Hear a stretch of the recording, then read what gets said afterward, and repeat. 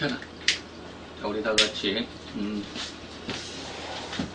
유다서입니다. 유다서 이제 오늘 1시간으로 끝내야 되는데 너무 좀 길어지는 것 같아가지고 반으로 나눴습니다. 그래서 조금 짧아질 수도 있는 그런 기대감을 갖고 오늘 한번 생각을 해보도록 하겠습니다.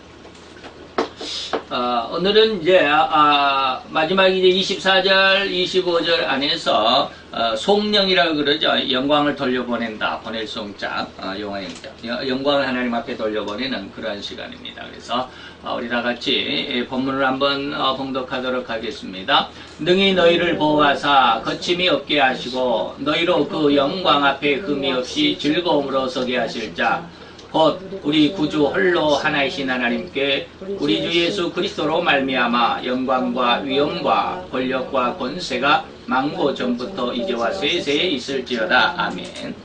그래서 오늘 이제 다음 시간하고 이제 연관되는 것인데 오늘은 그중에 이제 절반을 잘랐기 때문에 딱 잘라지지 않고 하다가 많은 것처럼 그렇게 중간을 잘랐습니다. 그래서 오늘은 영광은 예수님으로부터 오고 보내지고 이런 그런 뜻이거든요. 그래서 도대체 이 말이 무슨 말인가라고 하는 것을 한번 생각을 해보도록 하겠습니다. 영광은 예수 그리스도로부터 그랬는데 이제 오늘 24절에 25절에 뭐라고 그랬느냐면 주 예수 그리스도로 말미암아서 이 말이죠. 주 예수 그리스도로 말미암아서. 다시 말하면 모든 것은 예수로 출발하고 예수로 또 종교를 짓는다라는 그런 의미거든요. 이것을 다른 말로 하면 중보자라고 하는 그런 뜻입니다. 가운데 꼭 끼어 있어서 이것이 없으면 안 되죠. 우리가 무엇을 할 때 꼭 중개자가 필요하죠. 중개자가 없으면 우리가 조금 뭐라 그럴까요? 제대로 그 일을 접촉하기가 좀 어려운 그런 상황이죠. 그래서 예수님께서 우리의 중보자가 되신다라고 하는 것은 무엇일까? 예수는 하나님과 인간 사이의 중보자다라고 하는 그런 뜻인데 하나님의 은혜가 우리에게 내려올 수도 있고 우리가 하나님 앞에 영광을 돌려드릴 때 그 영광이 예수님으로 더불어서 하나님 앞에 올라가는 우리가 직접 하나님과 교제할 수 있는 교통할 수 있는 그런 아직 입장은 아니거든요. 그렇기 때문에 예수님께서 바로 그 중간에 서서 하나님과 인간 사이에 어떠한 일을 하셨느냐라고 하는 것이죠. 그러면 하나님의 은혜가 인간에게 내려온다. 하나님께 우리는 이제 하늘에 계신다. 그리고 우리 인간은 이 땅에 있기 때문에 하나님께서 우리 인간들을 은혜를 주시고 하나님께서 능력을 주실 때 그때 바로 예수 그리스도를 통해서 우리에게 주어지신다. 그래서 요한복음에 보면 예수님께서 항상 보혜사를 이야기할 때 뭐라고 그러느냐 그 보혜사는 무슨 일을 하느냐 내 것을 가지고 내가 너희들에게 일러준 말을 가지고 모든 것이 다 내가 이루어 놓은 것을 가지고 보혜사는 그 일을 행한다 이루어 간다라고 하는 그런 뜻으로 말씀을 몇 번 하시거든요. 바로 예수 그리스도를 통해서 우리는 하나님의 은혜를 받을 수 있고 하나님의 능력을 받을 수 있고 또 역시 마찬가지로 이제 계속해서 보면 우리의 기도와 찬양은 우리가 기도와 찬양은 하나님께서 우리에게 주신 것이 아니라 우리가 하나님 앞에 올려드리는 거잖아요. 이때 이 기도와 찬양 역시 마찬가지로 예수 그리스도께서 우리의 기도와 찬양을 받아서 하나님 앞에 올려가시는 우리가 직접 하나님 앞에 올려가는 것이 아니라 예수님께서 그 중간에 중개자로서 우리의 기도를 그리고 우리의 찬양을 받아서 하나님 앞에 올려드리는 그러한 그 역할을 하는 게 바로 이제 그게 바로 중보자다라고 하는 것이죠. 그래서 계시록 8장 이제 3절 4절인데 8장 3절에 보면 성도들이 하는 기도가 예수님께서 드리는 기도에 합해진다라고 하는 것이죠. 우리 인간의 기도는 죄인들의 기도이기 때문에 아직 죄가 다 없어지지 않았죠. 아무리 예수를 믿었다 할지라도 죄가 다 없어지질 않았어요. 그렇기 때문에 여전히 죄인인데 이 죄인들의 기도는 하나님 앞에 올라갈 수가 없어요. 하나님이 받으실 수가 없어요. 성부 하나님께서 받으실 수가 없죠. 그렇기 때문에 예수님께서 우리의 우리를 위해서 대신 기도해 주시거든요. 물론 성령님도 마태복음 로마서 8장에 보면 탄식함으로 우리를 위해서 기도하신다고 그랬는데 바로 그런 내용 안에서 예수님께서 우리를 위해서 기도하시죠. 그렇기 때문에 예수님의 기도에 우리의 기도, 우리 성도들의 기도가 살짝 쉽게 말하면 편성을 한다. 또 이렇게 같이 거기 얹어져서 하나님 앞에 상달이 된다라고 하는 것이죠. 바로 그 마태복음 8장 3절을 읽어보면 또 다른 천사가 와서 가장 큰 하나님 앞에 시립해 있는 가장 큰 천사라고 말할 수 있겠죠. 제단 곁에 서서 금향로를 가지고 많은 향을 받았으니 이는 모든 성도들의 기도들과 예수님의 기도가 합해졌다 이 말이에요. 예수님의 기도에 성도들의 기도가 합해진다 이 말이죠. 성도들의 기도들과 합하여 보좌 앞 금단에 드린다라고 했습니다. 그래서 기도는 어디에 담긴다고요? 우리가 지난 시간에 그 성경 지금 계시록을 강독하는 그런 시간이죠. 강해하는 시간이 아니고 읽어가면서 핵심만 딱딱 짚어가는 그런 강독 시간인데 그 시간에 우리가 8장을 지나서 지금 오늘은 이제 이따가 오후에 11장을 할 건데 8장에서는 뭐라 그랬어요? 금향로다. 그래서 하나님 앞에 드리는 기도는 어떠한 기도해야 된다? 금의 성질을 가져야 된다. 금은 뭐요? 신성입니다. 거룩하고 아주 그 흠이나 점이 불순물이 섞이지 않는 것을 정금이라 그러죠. 바로 그런 의미가 금향로거든요. 그래서 성도들의 기도는 난잡하지 않아야 된다. 아주 거룩하고 아주 깨끗하고 우리가 대통령 앞에 가서도 인간들 속에서도 대통령 앞에 가서도 난잡하게 행동해서는 안 되죠. 난잡하게 행동했다면 당장에 쫓겨나가잖아요. 그 옆에 있는 비서들이나 보좌관들이 그냥 탁 잡아다가 그냥 쫓아내 밖으로 데리고 나가잖아요. 인간들 속에서도 인간들 사이에서도 조금 신분이 있고 조금 높은 사람들 앞에서는 우리가 함부로 어떻게 언행을 할 수가 없잖아요. 근데 감히 하나님 앞에서라고 한다면 우리는 다 조심해야 되고 더 어떤 그 아름다운 모습, 거룩한 모습, 아주 깨끗한 모습을 갖출 수 있는 그런 기도자의 모습조차도 그렇게 해야 된다. 그게 뭐예요? 금향로예요. 그래서 성도들의 기도는 뭐다? 금단에 드리는 연기와 같다라고 하는 그런 뜻이었습니다. 그 다음에 이제 예수님께서 중보자라고 하는 내용들을 요한복음에 많이 나오는데 14장, 13장 아니면 15장, 16절에 보면 너희가 내 이름으로 무엇을 구하든지 내가 시행한다. 예수님께서 해 주신다. 우리의 기도는 우리는 물론 예수님에게도 한다라는 그런 어떤 의식이 있지만 하나님 아버지께 우리는 기도를 드리잖아요. 그러면 우리의 기도에 예수님께서 우리 기도를 다 듣고 계신다. 그러면 잘 안 믿어지는 사람들 그런 생각을 하겠죠. 이 세상에 지금 지구상에 지금 한 75억 중에서 75억 정도 되는 인구들 중에서 예수를 믿는 사람들이 그냥 뭐 한 4, 5억은 되거든요. 한 24억 정도 될 것 같아요. 20억에서 24억 정도 돼요. 그러면 20억 명이 날마다 기도하고 몇 시간마다 기도하는데 그러면 예수님이 혼자 그 귀가 얼마나 바뀌래 그 사람들이 다 기도를 들을까? 너무 아주 그냥 정신없지 않으실까? 뭐 이렇게 생각하는데 그럴 생각할 필요가 없죠. 우리 인간의 어떤 모습 안에서 인간적인 그러니까 어떤 기준으로 생각을 하고 있기 때문에 하나님을 이해할 수가 없는 그런 상황이 되죠. 하나님은 영이신 하나님이시다. 모든 성도들의 마음속에 다 들어있다.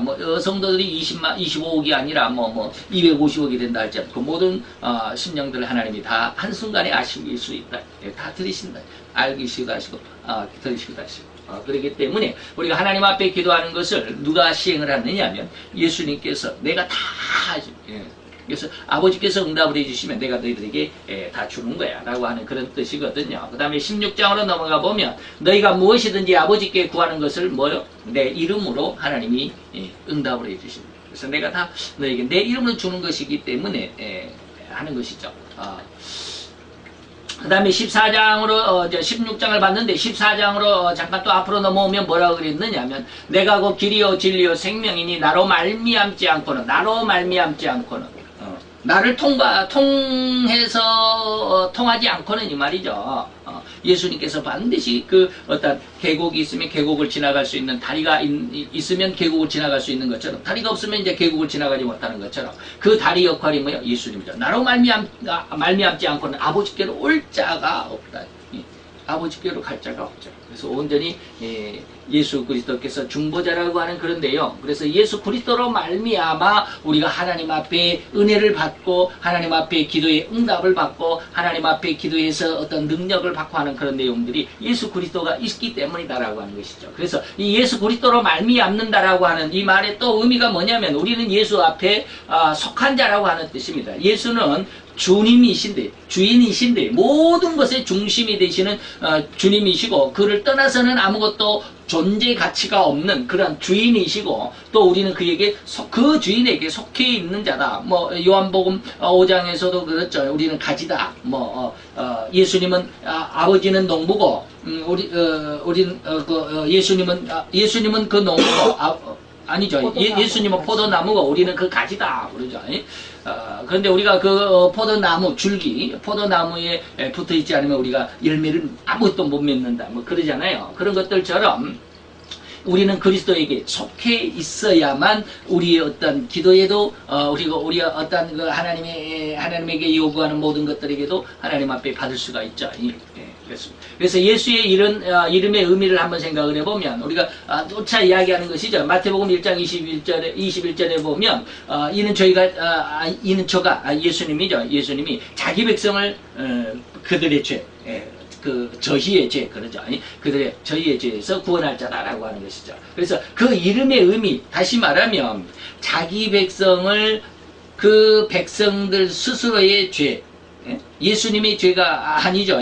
저희들의 죄에서 구원하시는데 구원하신 방법이 뭐냐 말이에요. 어떻게 그 자기 백성을 구원할 거냐. 그 죄에 빠져 있는 자기 백성들을 그 죄로부터 어떻게 구원할 것이냐라고 하는 것이 마태복음 1장 21절에 그 내용을 가만히 들여다보면 그 구원하는 방법이 뭐냐. 자기의 희생이 들어있다라고 하는 것이죠.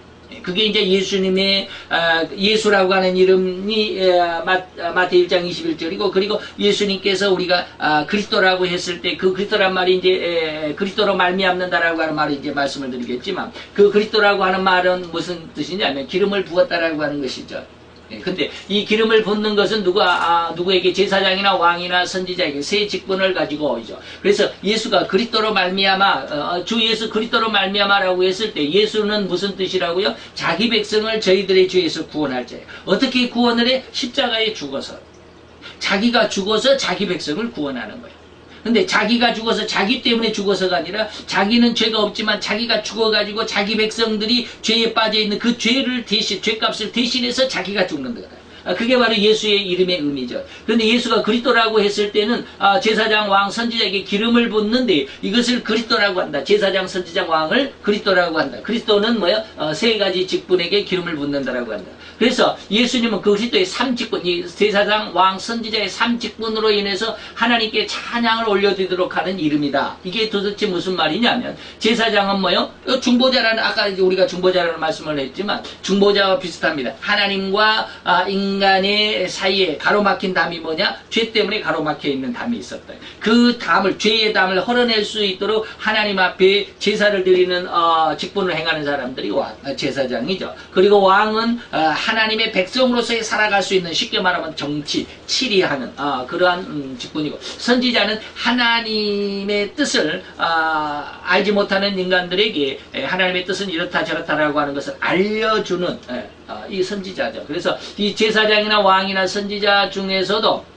이 삼직분도 가만히 보면 공통적으로 들어있는 의미가 뭐냐면 죽음입니다. 제사장이 자기 자신이 이 제사장이나 왕이나 선지자 다 인간이잖아요. 인간이기 때문에 만약에 제사장을 감당하는 자신도 인간이기 때문에 자기 죄가 있습니다. 근데 자기 죄가 있는 상태 속에서 다른 사람의 백성들의 어떤 죄를 가지고 하나님 앞에 용서해 주세요라고 말을 못해요.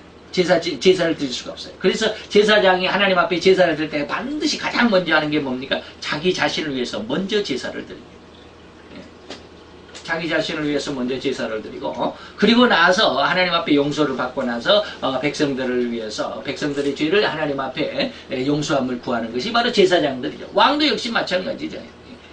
하나님의 뜻을 세상 가운데 선포할 때 이 왕이 자기 멋대로 자기 뜻대로 했다가는 사울 왕처럼 자기 멋대로 자기 생각대로 했다가는 하나님이 버리시게 됩니다. 하나님의 뜻을 다시 말하면 내 생각과 내 모든 욕심과 야망을 다 버린다라고 하는 것은 죽는 자기의 자아가 죽는 자기 욕심이 죽는 것이죠. 그래야만 왕이 정말 하나님의 세우신 하나님의 뜻을 제대로 전달할 수 있는 그러한 왕이 되고 또 선지자도 역시 마찬가지예요. 하나님의 말씀을 대언하고 말씀을 가르쳐주는 사람인데 이런 사람들이 자기 생각을 가르쳐주고 자기의 뜻을 가르쳐주게 되면 굉장히 곤란하죠. 그래서 선지자는 자기 자신이 죽어야 돼요. 하나님의 말씀을 받아야 돼요. 우리가 우리나라는 아직 쉽게 말하면 종교적인 미신이 있습니다라고 옛날 저 토템 뭐 미신 뭐 이런 거 선앙당 뭐 이런 믿음이 있다라고 하는 거 그거 말고요. 그런 거 말고 이슬람 사람들 중동 지역의 이슬람 사람들은 왜 그렇게 단결력이 좋느냐면 단결력이 있잖아요. 그 단결력이 왜 그렇게 좋으냐면 그 중보자의 어떤 사상이 있기 때문에 그렇습니다. 중보자의 사상. 그게 뭐냐면 어떤 사람이 딱 나타나서 내가 하나님 앞에 이런 말씀을 들었습니다. 그래서 하나님이 그들은 하나님이라고 안 하죠. 알라라고 그러죠. 내가 알라를 만났는데 알라가 이렇게 말씀하셨습니다. 이것을 백성들에게 전하라고 하셨습니다. 우리는 이렇게 해야 합니다. 라고 하는 거예요. 그러기 때문에 그들은 어떤 그런 문화, 그런 어떤 쉽게 말하면 종교적인 문화가 있기 때문에 굉장히 단결이 잘 됩니다. 나라가 다르더라도 그들은 다 이슬람이라고 하는 한 그 종교의 문화 때문에 하나가 되잖아요. 뭐 사우디, 이란, 이라크, 뭐 시리아, 요르단 뭐 이런 데가 다 하나가 막 되잖아요. 근데 이제 그런 것까지 말씀드릴 필요는 없지만 그들의 신은 다시 말해 알라는 폭력의 신일 수밖에 없잖아요. IS 그냥 막 어제도 340명을 죽였잖아요. 그들 이슬람인들 예배 사원에 한 20명이 쳐들어가 가지고 지금 이집트에서 그랬어요. 시나이 반도 어딘 줄 아시죠? 시나이 반도에서 모여 지금 다 완전히 근거지를 다 있고 쫓겨나다 시나이 반도 어떤 한 구석에 지금 모여 있나 봐요. 그들이 이집트에 들어가 가지고 예배 드리고 그들을 예배라고 그래야 되나 좌우지간 이슬람 예배 드리고 있는 거기에 들어가 가지고 20명이 들어가 가지고 한 340명이 죽었어요. 어제 뉴스에. 그런 폭력을 조장하는 그런 신이라고 할 수밖에 없죠. 이슬람 알라. 우리는 뭐 이스라엘을 완전히 저 지중해 바다에다가 다 쓸어 넣어야 된다. 이게 알라가 우리에게 준 명령이다라고 그렇게 이야기하잖아요. 그들 폭력을 조장하죠. 지금 이슬람을 이야기하려고 하는 것이 아니라 어쨌든지 선지자는 뭐냐면 자기 자신의 욕심, 자기 자신의 야망, 자기 자신의 어떤 감정과 울분과 이런 혈기 등을 죽이지 않으면 하나님의 뜻을 정확하게 백성들에게 전달할 수 없습니다.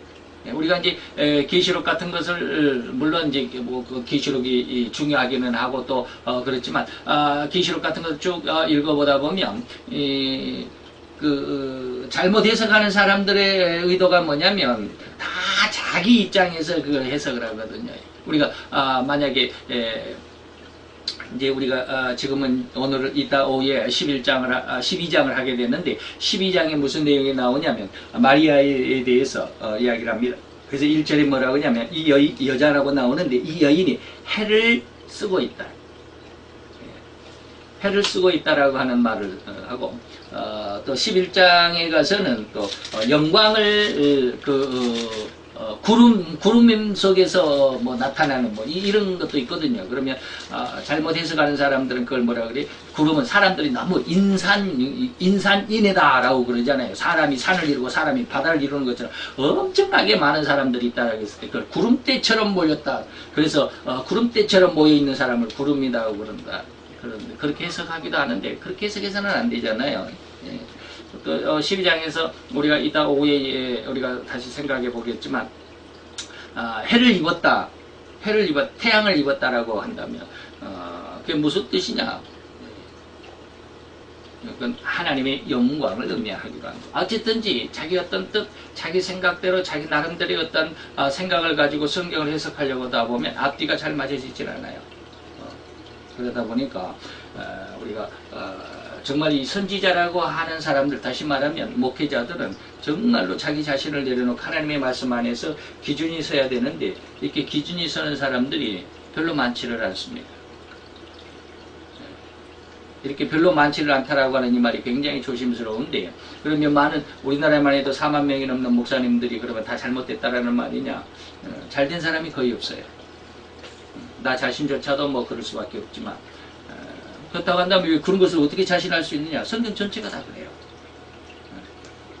정말로 자기 자신을 하나님 앞에 내려놓지 않으면 선지자로서의 온전한 자기 어떤 뭐라 그럴까, 욕심과 야망, 자기들의 어떤 학벌과 학식, 그리고 자기들의 어떤 실력과 능력, 이런 것들을 다 내버리지 않으면 선지자가 될 수가 없어요.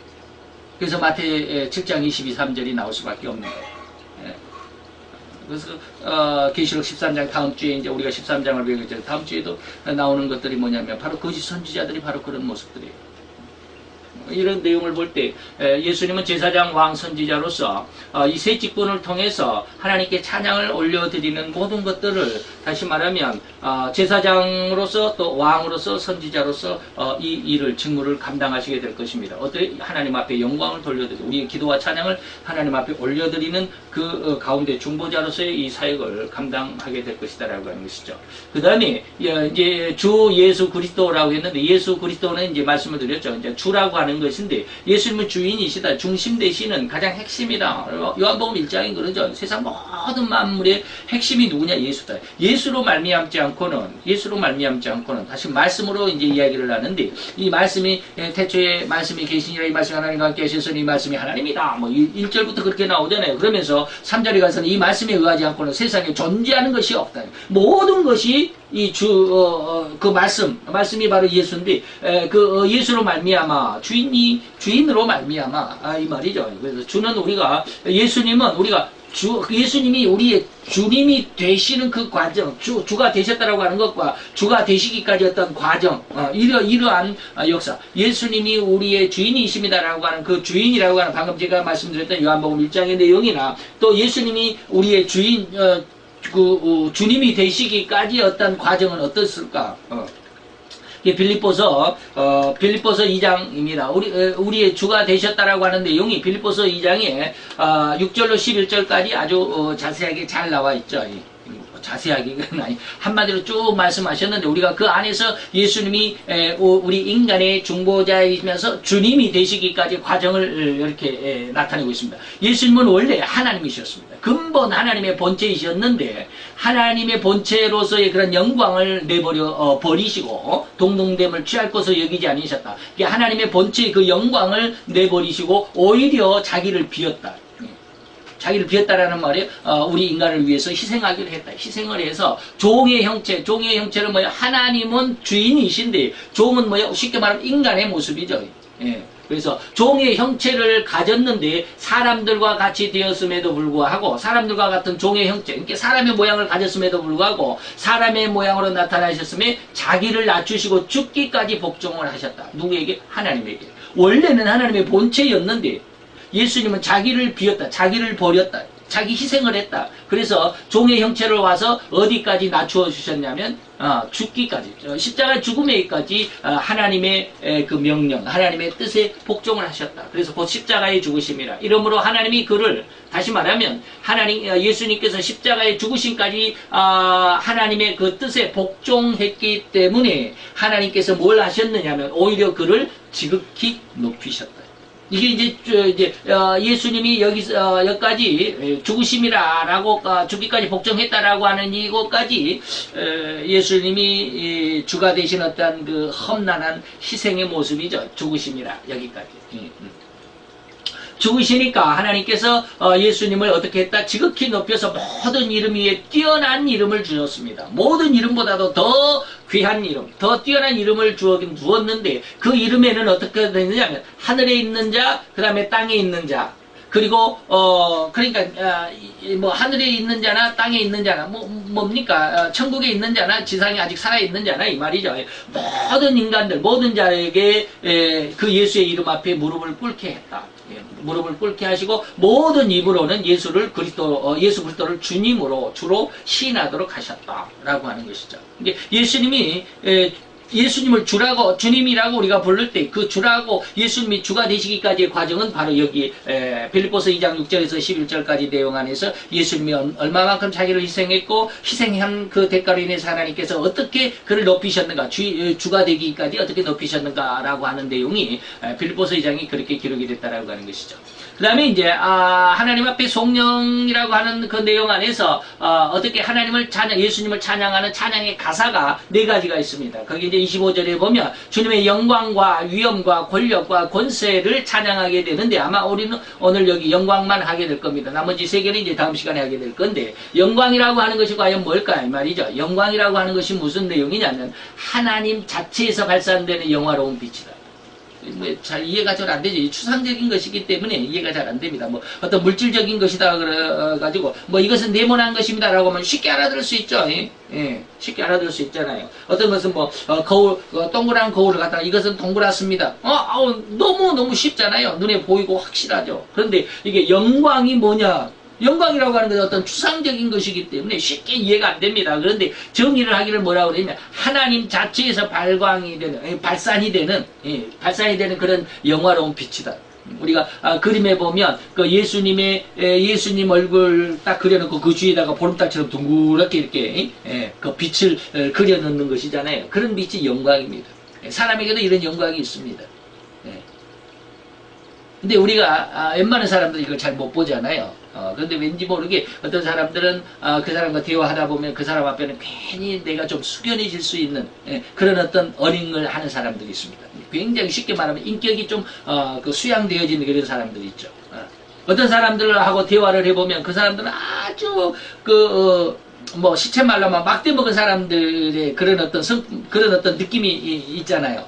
말이 그냥 그렇고 그들의 행동이 좀 그렇고 그러기 때문에 아주 그냥 그 사람이 대할 때는 내가 막 대해도 될 것 같은 그런 어떤 느낌을 받는. 쉽게 말하면 큰 개가 우리한테 달려들면 우리는 뭐야 움찔하잖아요. 그런데 조그마한 뭐 치와와나 뭐 이렇게 조그마한 개들이 막 그러면 우리가 발로 에이 저리가 그러잖아요. 이 상대방이 풍기는 어떤 그런 외형의 어떤 그 힘, 느낄 수 있는 그 힘이죠. 근데 그 영화로운 빛인데 이 영광, 이 빛을 대하는 사람에 따라서 이단과 정통이 나눠집니다. 자, 지금 제가 뭐라고 했냐면 큰 개하고 작은 개하고 이렇게 말씀을 드렸지만 그러니까 상대가 그렇게 달라진 것을 제가 비유를 해드렸지만 여기서 하나님의 영광은 뭐냐면 하나님의 영광은 있는데 그것을 이단은 어떻게 그 영광을 바라보느냐, 정통적인 신앙을 가진 사람은 어떻게 그 영광을 바라보느냐, 대하는 태도가 다르다라고 하는 것이 상대가 다른 것이 아니라 대하는 내가 다른 거예요. 이제 반대적인 어떤 그런 입장인데, 이단들은 어떻게 이 영광을 대하느냐면, 이단들은 이 하나님의 영광을 썩어질 것들로 바꾸는 거예요. 그리고 세상적인, 육신적인 삶으로 살아가는 거예요. 하나님의 영광을, 다시 말하면, 하나님께서 내게 주신 영광이 얼마나 크다라고 하는 것을 여러분들 혹시, 계산을 한번 해보셨는지 몰라요.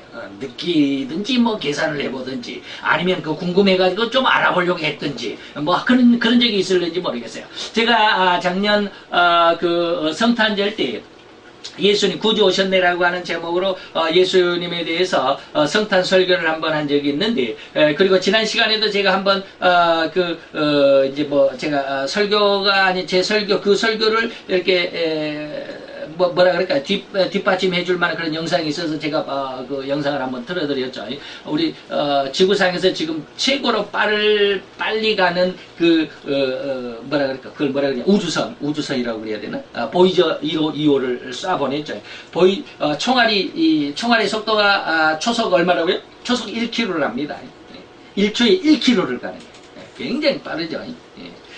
초속 1km라고 그러는데, 보이저 우주선이 속도가 얼마라고요? 초속 17km라고 그랬어요.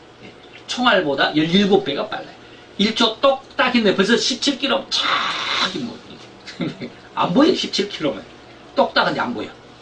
그 정도로 빨리 보이저호가 지구를 40년 전에 지구에서 쏘아 올렸어요. 그래서 40년 동안 지금 날아가고 있어요.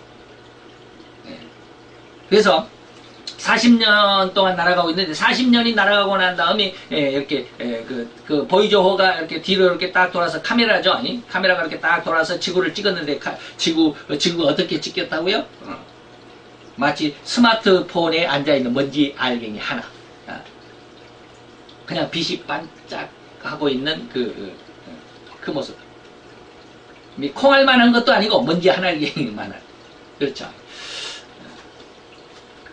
40년을 초속 17km로 40년을 가니까 약 한 23억인가? 23억 킬로미터인가 아마 그럴 거예요. 23억 킬로미터. 근데 빛은 얼마라고요? 빛은 1초에 얼마를 간다고요? 30만 킬로미터를 갑니다. 보이조는 몇 킬로를 간다고? 17킬로를 간다. 1초에 17킬로를 간다. 그것도 어마어마하게 빠른 속도. 인간이 만든 빨리 가는 것 중에 최고로 빠른 것 같아요. 1초에 17킬로를 간다. 그런데 빛은 얼마를 간다? 30만. 17만도 아니고 17km가 아니고 170도 아니고 17,000도 아니고 17만도 아니고 30만 킬로예요. 지구를 7바퀴 반을 돈다고 그러잖아요. 그러니까 40년 동안 약 한 23억 킬로를 갔는데 빛으로 간다면 얼마요? 1초에 가고 남아버렸죠 벌써. 빛은 1초에 가고 남아버렸어. 보이조가 40년을 날아간 거리를 23억이니까 23억 킬로미터니까 아니구나 30만이니까 한 10초 10만 100만 1000만 300초 300초 약 한 250초 정도. 그러면 몇 분이니까 6, 4, 24 한 4분 정도. 계산이 맞는지 어쩐지 모르겠네요. 빛은 한 4분 정도면 지금 보이조가 40년을 간 거리를 한 4분 정도에 그냥 날아가고 남은, 그렇게 빠른 빛의 속도로 우주의 끝까지 가려면 몇 년을 간다고요? 4,900년. 이걸 4,900광년이라고 해요. 빛이 날아간 속도이기 때문에 광년이라고 그러는데 4,900년을 빛이 날아가야만 우주의 끝을 갈 수 있다고 해요. 인간은 거의 갈 수가 없어요. 그죠? 그렇게 어마어마하게 큰 우주인데 이 우주가 은하계가 되려면 몇 개가 있어요? 1000억 개가 있어요. 1000개도 아니고 억개도 아니고 1000억 개가 있어야 한 은하계를 만든답니다. 근데 이 은하계가, 이게 하나의 은하계가 온 지금 천문학자들이 상상하는 최고의 가장 큰 은하계를 온 은하계, 한 은하계라고 그러는데 온 은하계, 올이라고 하는 온 은하계를 만들려면 이 은하계가 몇 개가 있어야 돼? 1000억 개가 또 있어야 돼. 그래야 온 은하계가 돼. 이거를 창세기 1장 1절에서는 뭐라고 그랬어요? 천지라고 그랬어요. 천지. 하늘과 땅. 우리가 보는 이 하늘이 아니라 온 은하계와 땅, 모든 별들을. 이것을 하나님이 언제 만들었어요? 한순간에 만들었어요. 그냥 있어라 그러니까 있어진 거예요. 그 어마어마한 하나님이 나를 만들었어요. 나를 어떻게 만들었어요? 하나님의 모양과 형상으로 만들었어요. 하나님의 모양과 형상이란 뜻을 가만히 생각을 해보면 어떤 내용이 들어있느냐 하면 그 온 은하계를 잘라가지고 1000억 개를 잘라가지고 하나를 딱 떼어내니까 그게 하나의 은하계가 돼. 그 하나의 은하계를 또 1000억 분의 1을 해가지고 하나를 또 딱 떼어내니까 그게 하나의 우주야. 그 우주 안에서 4900년을 빛의 속도로 탁 하다 보니까 지구가 나타나. 지구에서도 나 한 사람 찾으려면 이거 찾을 수가 없어요.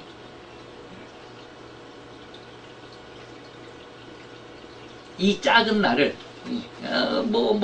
지금 제 몸무게가 한 67kg 되는데 67kg밖에 안 되잖아요. 이 작은 나를, 이 작은 나 속의 마음이 얼마나 클까? 물질적으로는 지금 내 모습이 이거예요. 내 모습이 이거 67kg짜리 이거예요. 근데 이 속에 이 물질적인 내 육신 속에 들어있는 이 마음은 얼마나 크기가 얼마나 할까? 머리통만 할까? 아니에요. 지금 말씀드렸던 온 은하계, 지구에서 한 우주를 형성하는 그 우주의 끝까지 가는데도 빛의 속도로 4900년을 가야 되고, 그 4900년을 가는 그 큰 우주가 1000억 개가 있어야 하나의 은하계가 되고, 은하계가 또 1000억 개가 있어야 온 은하계가 되는데, 그 모든 은하계를 내 마음속에 담아도 내 마음은 텅텅 비어요. 그걸로 만족을 못해요. 내 마음은 너무 커요. 근데 이것을 크다라고 생각하는 사람이 별로 없어요. 욕심이 많다라고만 하지, 내 마음이 크다라고 하는 것을 그렇게 느껴본 사람이, 그렇게 생각해본 사람이 있을지 모르겠어요. 하나님이 내 마음을 그렇게 만들었어요. 근데 여기에다가 뭘 담았어요? 욕을 담고, 그 어마어마하게 큰, 엄청나게 큰 이 마음 속에 내 욕심을 담고, 요즘 그것 때문에 무지무지 하나님 앞에 힘들어요. 이게 없어지질 않아요. 그 하나님이 주신 어마어마한 마음속에 그 깨끗하고 거룩해야 되고 너무 좋은 그 큰 마음속에 구질구질하게 그냥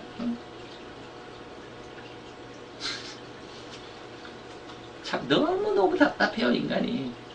자기 욕심, 집 한 채 때문에 그냥 울고 울고 집 한 채면 그래도 그냥 몇 억이나 가니까 좀 크다고 그랬지. 차 한 대 가지고 그냥 막 울고 울고. 차 한 대는 그래도 또 몇 천만 원, 몇 백만 원, 몇 천만 원 하니까 또 그러면 신발 하나 가지고 그 몇십만 원 하는 거 가지고 다 울고 울고. 내 자신을 너무 좁쌀처럼 이렇게 만들고 가고 있는 우리들의 모습. 우리 스스로가 그렇고 있어요. 이게 뭐요? 하나님의 영광을 뭘로? 썩어질 것으로 바꾸는 우리들의 모습. 너무 좁쌀스럽잖아요.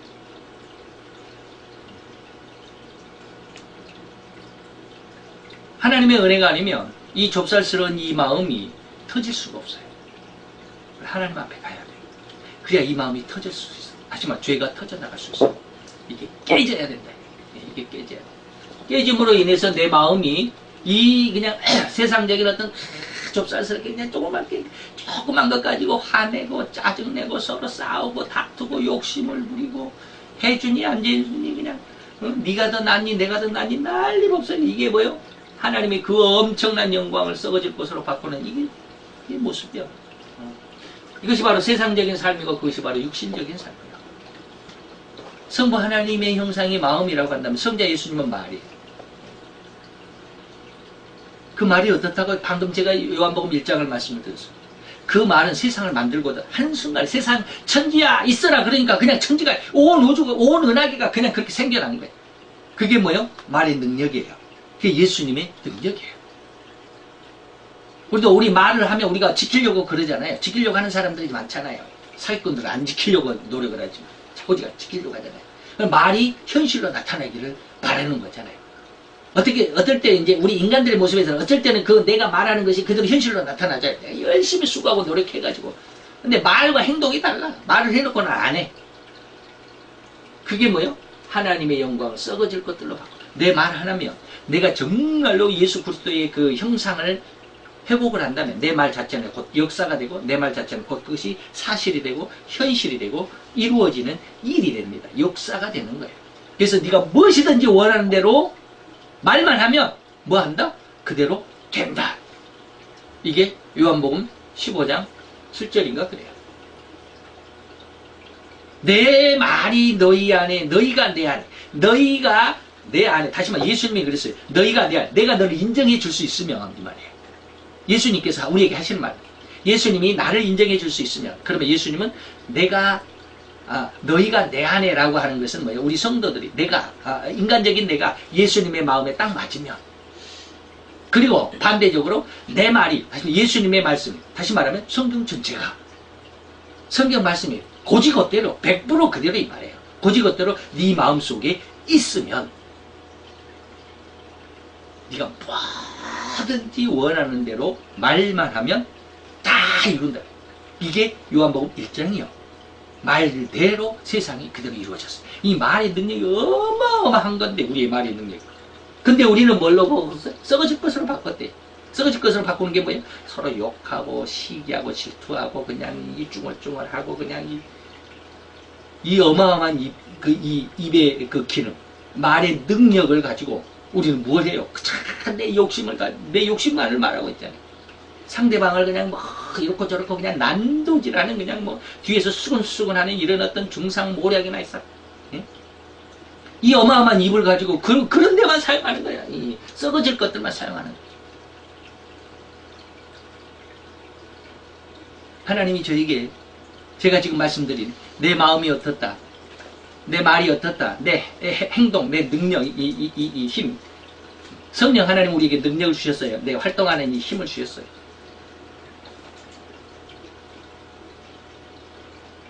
이 활동하는 힘이 성령 하나님에 대해서는 어떻게 나타날까? 여러분들 가만히 한번 생각을 해보세요. 중동 지역은 전부 거의가 다 사막이에요. 그죠? 이스라엘 지금 가보면 어마어마한 우리나라 현재 사막이 아닌 우리나라 대한민국의 그런 어떤 농장보다도 더 엄청나게 잘 나가는 그런 농장들이 수두룩하게 많아요.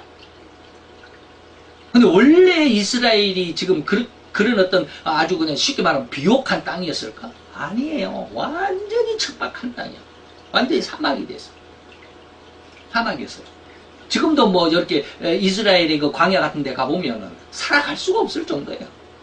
근데 그런 땅이 지금 이스라엘이 그 근방에 있는 중동 지역의 모든 쉽게 말하면 그 채소들은 거의가 다 이스라엘에서 만들어서 만든 게 아니지. 이스라엘에서 재배를 해가지고 수출을 해줘요. 그래서 그들이 사과가 있는지 모르지만 자우지가 그들이 바나나를 먹고 파인애플을 먹고 포도를 먹고 그래요. 상당 부분이 이스라엘 산이에요. 근데 가만히 한번 생각을 해보세요. 왜 요르단이나 그 옆에 있는 요르단이나 시리아나 그 이스라엘과 지금 난리법석을 피우고 있는 그 팔레스타인이나 남쪽에 뭐 있는 이런 나라들은 왜 지금도 그렇게 지질이도 궁상밖에 못 살까? 가만히 제가 한번 그것을 지도를 보면서 그것도 동영상 이런 거 필름을 보면서 그런 생각을 해봤습니다. 이스라엘은 뭘 때문에 그렇게 비옥했어요? 노력을 했기 때문에 그래요. 네, 노력을 했어요. 그 척박한 땅에 물을 그냥 뭐 삽을 갖고 들어가고 꽃게를 갖고 들어가서 돌을 골라내고 거기에 물을 갖다 내고 엄청나게 뭐 10년을 걸렸던 5년을 걸렸던 10년을 걸렸던 쫙 쑥하고 그 피땀을 흘려서 10년 5년 10년이 딱 흐르고 나니까 거기에 엄청난 농장이 생겨난 거예요. 그 5년 10년 동안에 다 그 주위에 있는 이 시리아나 요르단이나 레바논이나 이런 나라들은 뭐 했어요? 서로 죽이려고 그냥 이 땅을 가꾸기커녕 그냥 서로 이스라엘 죽이려고 저놈 이렇게 욕만 하고 있다가 아무것도 없어 지금. 보세요. 이게 능력이요. 하나님의 능력을 내게 주셨다고 한다면 그 성령의 능력은 네가 행한 대로 그 열매를 먹는다잖아요. 네가 땅을 기경해야 열매를 먹는다 그랬잖아요. 그럼 열심히 내 몸으로 뛰고 무엇인가를 해야만 그 소산을 먹을 수 있는데 그걸 안 하고 있는 거예요. 그래서 네가 잘못했느니 내가 잘못했느니 네가 잘해 내가 잘했느니 이렇게 따지고 서로 싸우고만 있으니까 이 근본적인 것이 안 되잖아요. 그게 뭐예요? 하나님의 썩어질 영광을 썩어질 것으로 바꾸는 이게 이단들의 모습이에요. 그래서 이단들의 모습. 그래서 세상적으로 육신적으로만 살아가는 거죠. 이것이 다시 말하면 세교거리로 바꾸었다. 하나님의 영광을 세교거리라는 뭐냐? 자기가 하고 싶은 대로만 바꾸. 하나님께서 주신 이 마음을, 하나님께서 주신 이 입의 어떤 그 힘과 능력, 권능을, 그리고 하나님께서 주신 내 육신의 어떤 힘과 능력을 자기 한 몸 잘 먹고 잘 사는 대로 바꾸어버려. 그리고 그 하나님의 영광을 회방하는 거예요. 제가 지금까지 말씀드린 그런 내용들. 그리고 하나님을 친히 세우신 직분, 목회자, 목사들이죠. 쉽게 말하면 모세와 같은 하나님이 세우신 모세의 직분을 뺏으려고 하는 고라. 너만 잘났냐?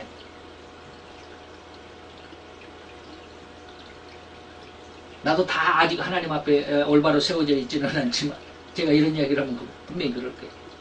너만 잘났냐? 너 당신만 오르냐?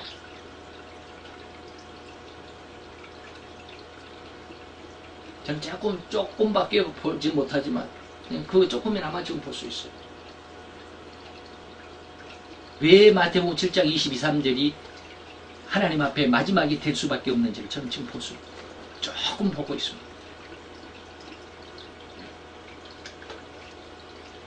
사단도 하나님의 그 영광 대신해서 자기가 영광을 얻고자 해요. 하나님의 영광을 회방하고 자기가 그 영광을 대신 빼앗고자 해가지고 그것을 우리는 폐역이라고 그러는데, 그래서 자기의 지위를 지키지 않고 처소를 떠났다라고 우리가 유다서 우리 저 앞절에서 얘기를 했잖아요. 그리고 영광을 자기가 받으려고 모세의 시체를 가지려고 하다가 실패를 했죠. 모세의 시체를 왜 루시퍼 사단이 모세의 시체가 왜 필요했을까요? 하나님의 영광을 대신 받기 위해서 가장 필요했어요. 왜? 모세는 온 인류의 대지도자로 선전할 수가 있거든요. 그렇기 때문에 야 모세다 그러면은 지금도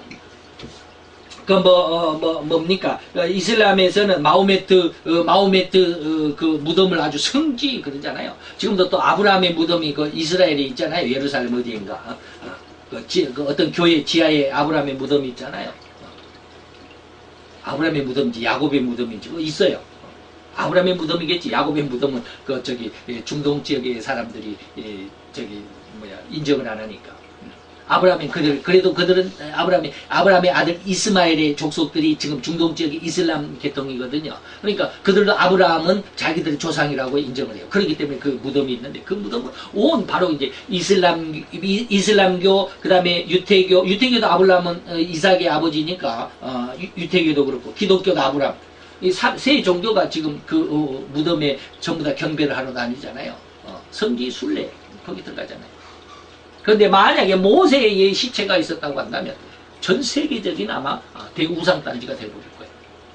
그렇게 하다 보면 뭐요? 모세의 시체를 큰 우상단지로 만들면 하나님 앞에 우리가 영광을 돌려드려야 돼요. 우리를 그렇게 하나님의 모양과 형상으로 만들었던 그 장본인, 그 창조주, 그 하나님 앞에 우리가 영광을 돌려드려야 되는데 우리의 그 생각을 버리게 하고 모세.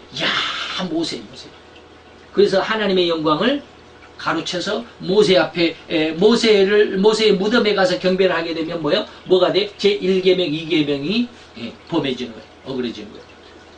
하나님의 다른 신을 섬기지 말라. 다른 어떤 2계명은 뭐요? 다른 어떤 형상을 만들지 말라. 모세의 시체를 가지고 사단이 그렇게 하려고. 그러니까 하나님 앞에 모든 영광이 돌려드려야 할 것을 하나의 어떤 그 무덤을 만들어 놓고 거기에 절하게 하면 어떻게 돼요? 하나님의 뜻이 하나님의 영광을 가로채는 하나님의 뜻을 어그러뜨리는 그런 결과가 있기 때문에 이 모세의 시체를 가져가려고 했던 게 사단의 계획이었죠. 그러나 반면에 정통적인 신앙은 뭡니까? 그 영광을 하나님께만 돌리고 하나님 앞에 모든 걸 맡겨놓는 거죠. 내가 잘 살아도 하나님께서, 내가 못 살아도 하나님께서. 자꾸 이런 이야기를 하다 보면 하나님 모든 것이 하나님, 내가 잘 돼도 하나님, 못 돼도 하나님, 길 가다가 넘어져도 하나님 감사합니다 이렇게 하니까 안 믿는 사람들이 그러시더라고요. 아니 길 가다가 넘어졌는데 어떻게 하나님 앞에 감사하냐. 길 가다가 넘어져고 코가 깨졌는데 그게 하나님 앞에 감사할 일이냐. 제가 요즘에 그래요. 너무 경제적으로 힘들다 보니까 하나님 앞에 때로는 감사해요. 힘들지만 그래서 아직 해결되지는 않았지만 하나님이 해결될 줄 것을 믿고 지금 기도하는 거예요. 지금 내 이 현 상황에서 하나님이 아니면 이 문제를 해결해 줄 아무런 근거도 아무런 기척도 찾아낼 수가 없어요. 하나님 앞에 더 매달리는 거예요. 근데 어떤 어려운 문제를 하나님 앞에 해결해 달라고 저는 기도하지 않습니다. 근본을 찾아가는 거예요. 근본이 뭐예요? 하나님께 가는 거예요. 하나님께, 아까 제가 요한복음 15장 7절이라고 했잖아요. 너희가 내 안에, 내 말이 너희 안에 있으면 뭐 한다? 네가 원하는 대로 할 수 있어. 다시 말하면 내가 하나님 앞에 아까 제가 말씀드렸던 하나님의 형상을 회복하면 성부의 형상, 성자의 형상, 성령 하나님의 형상을 내가 회복하기만 하면 이것이 내 말이 너희 안에 있으면 이 말이에요. 성경 말씀이 100% 그대로 믿어지면 이 말이에요. 저는 옛날 신학교 처음 다닐 때요. 신학교 다닐 때 성경을 내가 다 믿는다라고 생각을 했어요. 성경을 다 믿는다. 성경이 안 믿어질 게 어디가 있어. 다 성경 믿어야지. 근데 요즘에는 성경이 안 믿어져요. 안 믿어진단 말은 무슨 말이냐면 성경 말씀대로 내가 지금 그런 능력이 안 나타나요. 그렇잖아요. 네? 돈이 없으면 근심할 것이 없잖아요. 너희가 내 안에, 내 말이 너희 안에 있으면 네가 원하는 대로 구하라. 네가 지금 얼마 가지고 지금 힘드냐? 그러면 그거 기도해봐. 그러면 금방 올 거야. 이게 쉽게 말하면 요한복음 15장 7절이에요. 근데 지금 그렇게 안 되잖아요. 왜? 내가 하나님의 형상을 회복하지 못했기 때문에 그래요. 네. 요한복음 15장 7절이 내가 그 속에 들어가 있지 못하기 때문에 그래요. 그래서 그것을 위해서 기도하는 거예요. 이게 성령 세례입니다. 이게 영의 사람입니다. 그것이 세상을 이기는 믿음을 가진 자의 믿음입니다. 네. 다 똑같은 말이에요. 근데 그걸 우리가 회복을 못하잖아요. 내 영이, 내 혼이, 내 몸이 거침도 없고 흠이 없이, 우리가 저지난 시간에 배웠잖아요. 거침도 없이 흠이 없이 되면 이게 이루어지는 거예요. 근데 세상은 그걸 안 믿어요. 세상이 안 믿어요. 성경에 그런 말씀이 있잖아요. 지금 제가 말씀드리는 게 다 성경 말씀이에요. 너의 영과 혼과 몸이 예수 그리스도의 날에 이르기까지 점도 없이 흠도 없이 청결하게 깨끗하게 흠 없이 보존되기를 원한다. 너의 영이 혼이 몸이 흠이 없으면 네가 원하는 대로 말하면 그것이 역사야. 그게 요한복음 1장. 예수님이 하시는 그 말씀의 능력을 회복하기만 하면 네가 말하는 대로 그렇게 되는 거야. 그래서 예수님이 베드로에게 그랬잖아요. 내가 너에게 천국의 열쇠를 주니까 네가 이 땅에서 네가 매면 천국에서도 매이고 네가 이 땅에서 풀면 하늘에서도 풀리는 거야. 꼭 그 말이에요. 천국의 열쇠를 누구에게 줬어요? 성도들에게 줬어요. 베드로에게도 줬지만 성도에게 줬어요. 마태복음 14장에 가보면 성도들에게도 줬어요. 성도들에게도 7병이요? 5병이었가 7병이었가? 5병이어가 마태복음 14장에 나오죠. 그 자리에서 그 성도들에게도 그래서 똑같이 내가 너희들에게 천국의 열쇠를 준다. 베드로에게도 똑같이 줬어요. 목회자들에게만 베드로 같은 목회자들에게만 이 천국의 열쇠를 준 것이 아니라 일반 성도들에게도 줬어요. 근데 일반 성도들은 그게 자기에게 있는지도 모르잖아요. 목회자들도 역시 마찬가지예요. 목회자들도 뭐야? 다 이 세상에서 잘 먹고 잘 살려고 그러지. 나도 목회도 성공을 하고, 몇백 명도 괜찮지만, 몇천 명쯤 돼야 목회가 성공해. 더 성공하려고 그러잖아요. 또 교회도 좀 크게 짓고. 그 욕심이 옳은 것인지를 생각을 해봐야 돼. 근데 우리는 내 자신이 하나님의 형상을 회복하기보다는 어떤 겉모습으로 나타나는 그런 어떤 부요함을 다 선호하잖아요. 그건 아니라고 봐요. 그래서 저는 하나님 앞에 더 가까이 가기를 원합니다. 가까이 가면 재정의 문제 끝나는 거예요. 하나님이 다 해결해 주십니다. 교회 부흥의 문제 끝나는 거예요. 물론 교회도 없으면서 뭐 이렇게 큰 소리는 잘한다라고 그럴지 모르지만 어쨌든지 제가 하나님 이 성경 안에서 기도하면서 하나님께서 알게 하신 것 내용 중에서 성경 말씀을 믿어야 돼요. 요즘에 절실하게 느껴지는 게 그거예요. 근데 안 믿어지죠.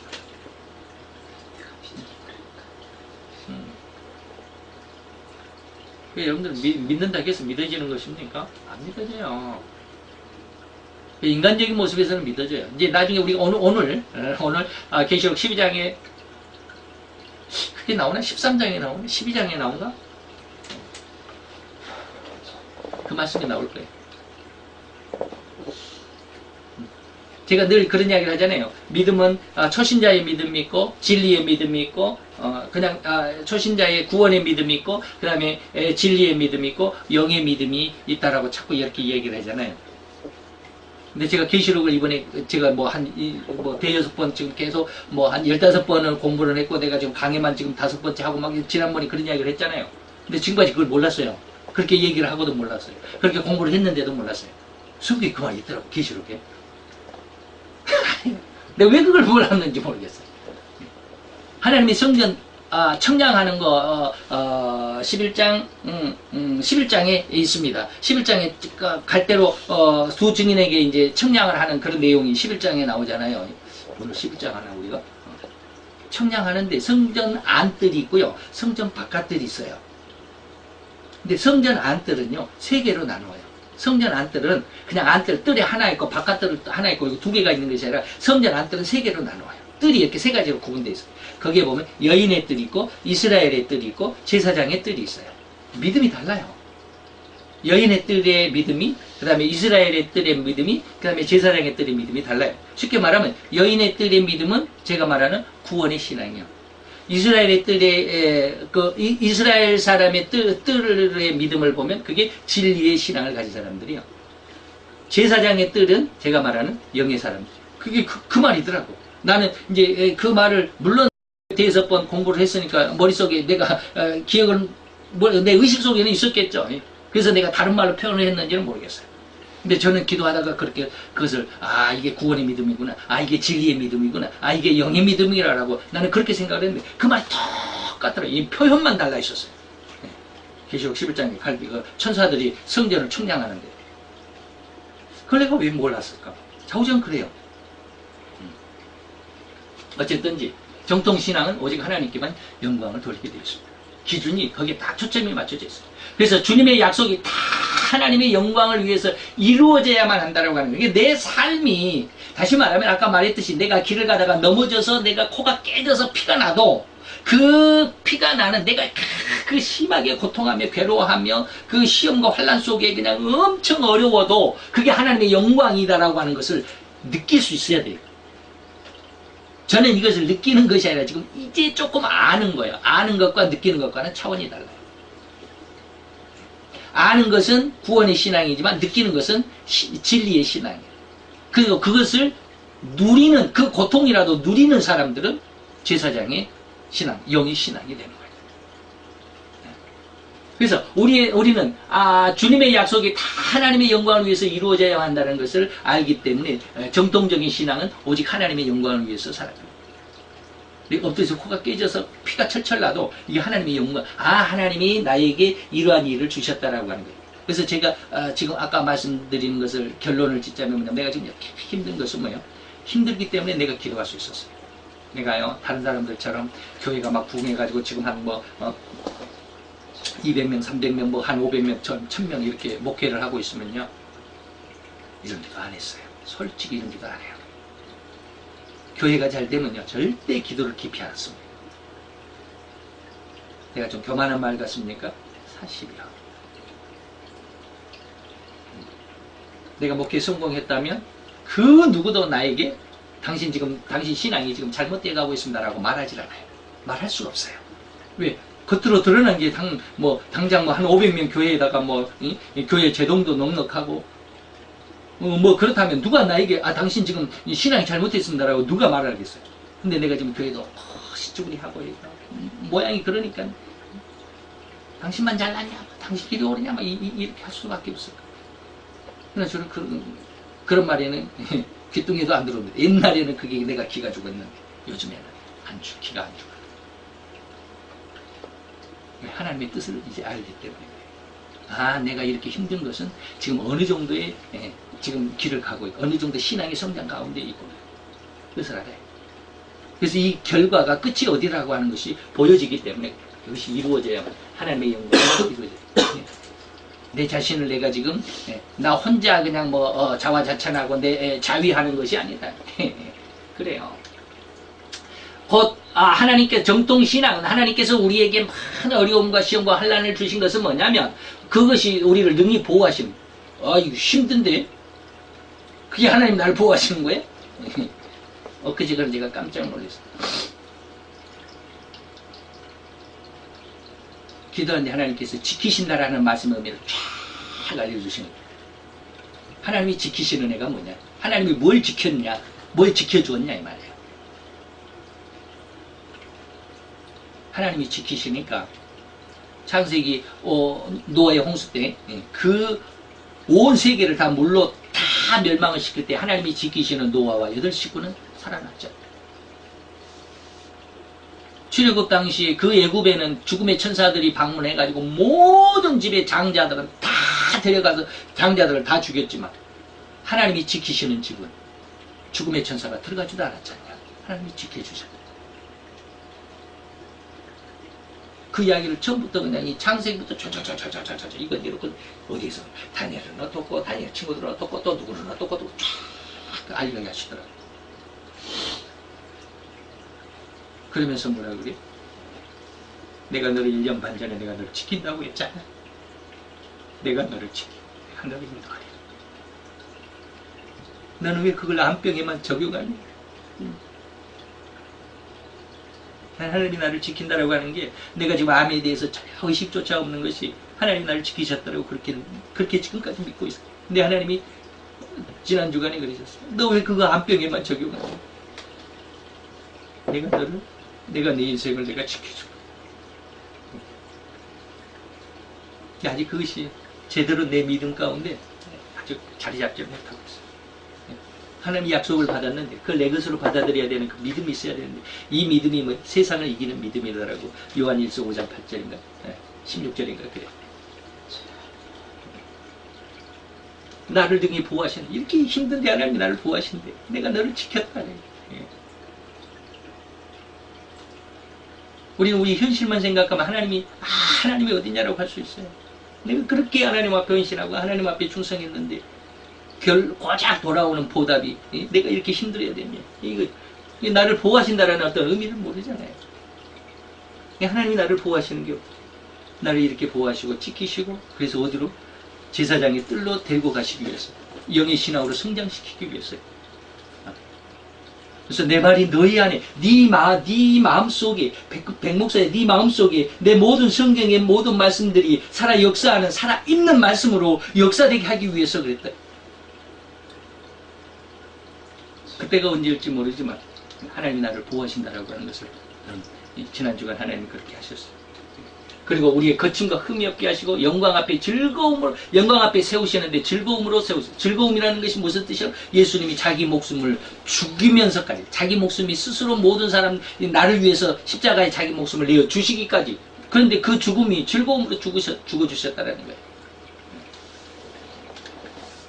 그래서 24장로도 하나님 앞에 찬양을 했고 천사들도 하나님 앞에 오직 영광을 찬양했고 만물이 하나님 앞에 찬양하는 거예요. 그래서 하나님은 그러한 영광과 그러한 찬양을 누구에게도 빼앗기지도 않고 주지도 않는다. 이사야서 42장 8절 나는 여호와니 이는 내 이름이라 나는 내 영광을 다른 자에게 주지 않고 내 찬송을 우상에게 결코 빼앗기지 않는다. 옛날 우시야 왕도 아주 훌륭한 왕이었잖아요. 우시야 왕은 상당히 좋은 왕이었어요. 근데 하나님의 말씀을 거역했어요. 제사장이 하는 일을 자기가 하려고 했어요.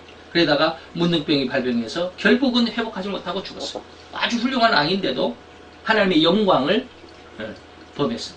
또 신약 때 헤롯 왕도 역시 마찬가지예요. 하나님의 영광을 가로챘다가 방장에 충이 먹어서 죽으니라 사도행전에 나와 있어요. 이렇게 하나님의 영광을 가로챘다가 죽음을 맛보고 말았습니다. 그래서 하나님의 영광을 도적질하는 것 그리고 하나님의 영광을 악용하는 것 아까 이단들이 하는 행동들 그들은 뭐야? 심판만 있을 것임을 우리는 기억해야 돼요. 그래서 주님의 위엄 왜 위엄까지 나오지? 주님의 위엄은 사랑의 속성이 아닌 공의의 속성에서 나오는 엄하신 모습이 위엄입니다. 그리고 이단들은 이 하나님의 위엄보다도 인간들의 위엄, 인간들의 어떤 위세죠. 다시 말하면 이스라엘 백성들은 하나님의 그런 어떤 엄격한 그 하나님의 위세, 위엄보다는 아낙 자손들의 위엄에 더 눌렸기 때문에 그들은 가나안에 결국은 들어가지 못하고 또 광야에서 40년 살다가 다 멸망하고 말았잖아요. 가인과 발람과 고라도 역시 마찬가지예요. 하나님의 위엄을 찬양할 수 있었다고 한다면 그들은 결코 심판을 받지 않았을 거예요. 우리가 가인이나 발람이나 고라는 새 개인적인 이단의 모습으로 우리가 이 유다서에서 배워왔습니다. 그래서 정통신자 신앙자들은 항상 하나님의 그 위엄 앞에 조심하면서 하나님 앞에 예배 시간도 하나님 앞에 또 찬양하는 시간도 또 하나님 앞에 기도하는 시간도 정말로 조심스럽게 또 경건하게 그런 모습으로 살아가죠. 더욱이 우리를 능히 보호하시는 하나님의 그런 위엄이 있기 때문에 그렇습니다. 그리고 하나님이 거침과 흠이 그 영광 앞에 즐거움으로 세워주신 홀로 하나이신 하나님이기 때문에 우리는 그 하나님의 위엄 앞에 우리는 늘 조심하며 살아가죠. 그래서 세상에 그 어떤 누가 그 어떠한 세상에 그 어떠한 숱하게 많은 그 어떠한 것 명예적인 아니면 정치적인 어떠한 권세 아니면은 경제적인 어떤 부요함 그 어떠한 누가 그런 어떤 무엇이든지 간에 이 하나님의 위엄에는 비교할 수가 없죠. 세상에 돈이 많으면 하나님의 그 쉽게 말하면 재력에 비할 수 있겠습니까? 온 은하계를 한순간에 만드신 하나님이 그 은하계 1000억분의 1이 하나의 은하계고 1000억분의 1이 한 우주고 그 우주 안에서도 4900광년을 달려가야 지구가 나오고 지구 안에서도 내가 한 먼지 한 알갱이밖에 안 되는 이 작은 한 사람에게 그저께 뉴스에 보니까 이 지구상에 있는 재물, 이 지구상에 있는 돈에 지구상에 있는 사람 인류의 1%가 이 지구상에 있는 돈의 90%를 가지고 있다고 그러더라고요. 그 90%를 갖고 있어봐야 뭐가 할게. 하나님 앞에 비교하면 아무것도 아니다. 이런 하나님의 어떤 그 은혜와 능력 안에서 하나님 앞에 영광을 돌려드릴 수 있는 오직 예수 그리스도로 말미암아 그를 찬양할 수 있는 우리들의 신앙이 되시기를 바랍니다. 기도합시다. 할렐루야. 주님 여호와여 주께 감사를 드리나이다. 주의 영광 앞에 있는 하나님의 귀한 백성들 오늘 이 시간 주님 앞에 엎드려 부복하여 찬양하며 예배하며 또 영광을 돌려드릴 수 있는 귀한 은혜의 기도와 함께 주님 앞에 예배드렸사오니 주님 역사하시고 은혜를 도와사 우리로 인하여 주의 말씀 가운데 은혜 가운데 하나님의 능력과 권세 가운데 있게 하시고 하나님과 온전한 교제로 더욱더 즐거움에 기뻐하며 찬양하며 하나님은 우리에게 향한 아름답고 귀한 하나님의 선하시고 온전하시고 기뻐하신 그 뜻을 능히 분별하게 하시고 주의 영광을 이뤄낼 수 있는 귀한 믿음의 아들로 딸로 잘 성장해 갈 수 있게 도와주시옵소서. 예수 그리스도의 이름으로 감사와 기도드려 싸움나이다.